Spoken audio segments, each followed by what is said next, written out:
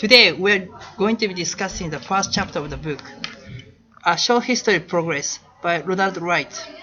The chapter is called Gauguin's Questions, and it discusses the question asked by Gauguin himself. They are, where do we come from?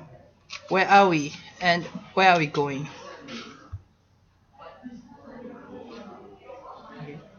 So what is progress? Wright defines progress using the Victorian terms, the assumption that a pattern of change exists in the history of mankind, that it consists of irreversible changes in one direction only, and this direction is towards improvement. The earliest steps of progress include sharp stones, animal skins, useful bits and pieces of bone, and fire. After the discovery of fire, it was kept for a very long time before anyone learned it could be made. Despite the extended time span of the Stone Age, Wright places the first sign of progress as being the ability to create fire. With regards to the question, where are we going, Ronald Wright introduces to us the concept of the progress trap. He says, progress has an internal logic that can lead beyond reason to catastrophe. A seductive trail of successes may end in a trap. What this essentially means is that while humans have been working towards progress, thinking it is good, too much progress can in fact be harmful as it is unsustainable. For example, in the field of weaponry, the invention of the atomic bomb and nuclear power killed millions of people over time, and the after effects continue to harm human beings today. Progress traps are not new, however. In the book, Ronald Wright uses the example of how mammoths became extinct. Human beings figured out how to kill not 2 at a time, but 200 by herding them down a cliff. However, this ate into what is called the natural capital, how much the earth is capable of providing and sustaining.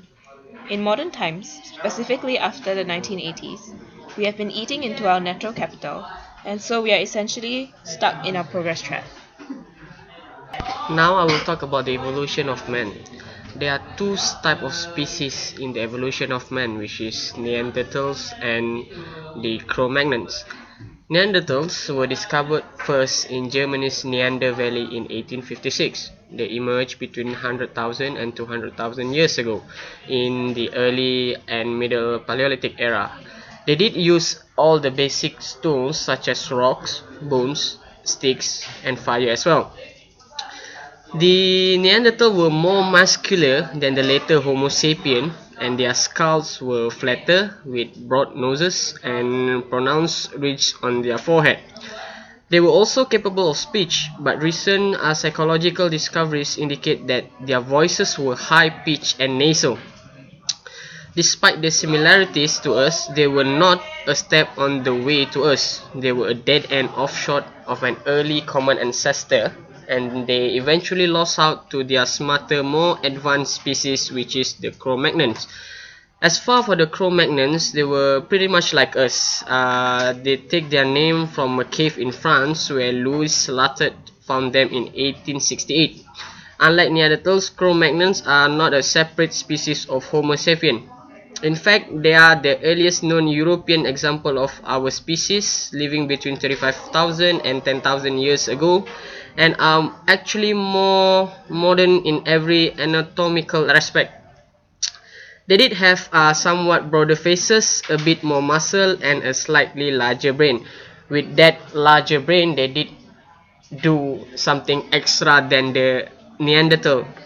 The extra thing of what the Cro-Magnon did will be explained by Mr. Krish. The intelligence of the Cro-Magnons could be seen by their use of tools. They also spoke, and they probably sang as well. They made weapons and lived in huts, wove cloth, wore skins, made jewelry, and used burial rituals, which can also be seen in the book. They also made cave paintings, so this kind of shows like they could make their own house, and they had the ability to satisfy their needs, and they even came up with a calendar. They were really the smartest kind before the modern day human beings were born. So what happened was that there was a war that raged between the Neanderthal man and the Cro-Magnons, and the Cro-Magnons beat the Neanderthals because of their greater intellect and their ruthlessness. The Neanderthal man could not adapt well to certain situations, and that really led them to their downfall. And the last sighting of a Neanderthal man was seen in the mountains of Spain and Serbia. So they either got wiped out by being isolated somewhere, or they got wiped out by the Cro-Magnons themselves. So that would be the first genocide the world would have ever seen. So the war just completely wiped them out, and the Cro-Magnons evolved eventually to what's to be believed us, modern day humans. To sum up, we have 3 questions. The first one is, have you ever got yourself into a progress trap? The second one, do you think human will be continue to evolve? The third one, do you think the future will be better or worse for us? Thank you.